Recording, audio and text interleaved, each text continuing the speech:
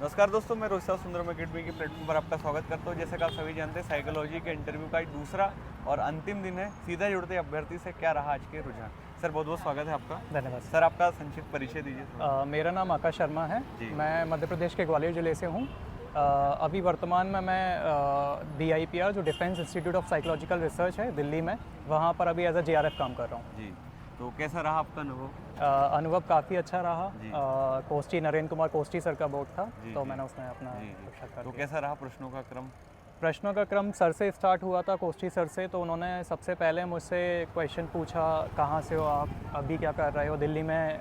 मेरा चूँकि एड्रेस में दिल्ली शो हो रहा था, तो उनका पूछना था दिल्ली में क्या कर रहे हो। तो मैंने उनको बताया कि सर मैं ऐसे ऐसे इस संस्था में काम कर रहा हूँ और इसीलिए मैं दिल्ली में भी रह रहा हूँ। उसके बाद उन्होंने पूछा मेरे से, NSS में कार्य किए हो आपने, ये किया है।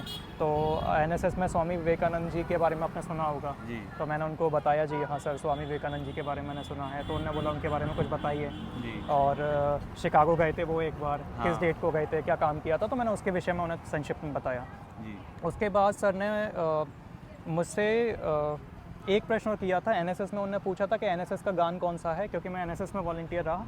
तो मैंने उनको वो NSS का गान बताया। मैंने जो सॉन्ग था उसका वो थोड़ा सा गाकर बताया उनको, तो वो हुआ था। उसके बाद जो दूसरे मेंबर थे उनके पास उन्होंने ट्रांसफ़र किया।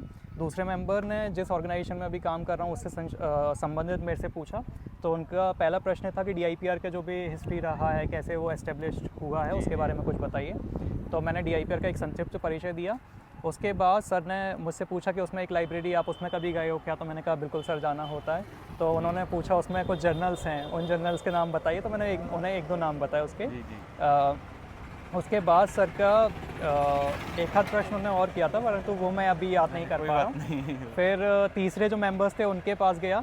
उन्होंने मेरे से पूछा कि आप अच्छा DIPR में क्या काम होता है। मैंने बताया कि सर SSB से रिलेटेड जो भी रहता है उनमें काम होता है। तो मेरे से उन्होंने पूछा कि असेसमेंट और इवैल्यूएशन में क्या डिफरेंस होता है। तो मुझे उस समय स्पेसिफिक डिफरेंस उनका नहीं पता था। तो मैंने माफ़ी बोलकर मैंने कहा सर माफ़ी चाहूँगा, अभी मुझे नहीं पता कि स्पेसिफिक इनमें क्या डिफरेंस है।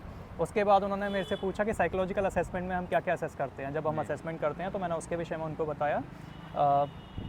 उसके बाद शायद एक प्रश्न उन्होंने और कोई किया होगा। फिर इसके बाद जो नेक्स्ट मेंबर थे, अंतिम जो चौथे मेंबर थे, उनके पास उन्होंने शिफ्ट किया।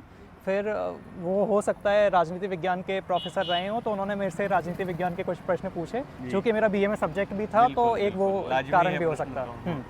तो उन्होंने मेरे से पूछा कि अभी कोई युद्ध चल रहे हो विश्व में, वैश्विक स्तर पर, तो कुछ बताइए। तो मैंने सबसे पहले रशिया यूक्रेन वॉर का ही नाम लिया था। तो उन्होंने मेरे को वहीं पे रोक के फिर मेरे से पूछा इनमें 3 बड़े नेता हैं, तो उनके नाम बताइए। तो मैंने तीनों के नाम बताए, जेलेंस्की हैं, डोनाल्ड ट्रंप हैं और पुतिन जी हैं, तो उनका नाम बताया।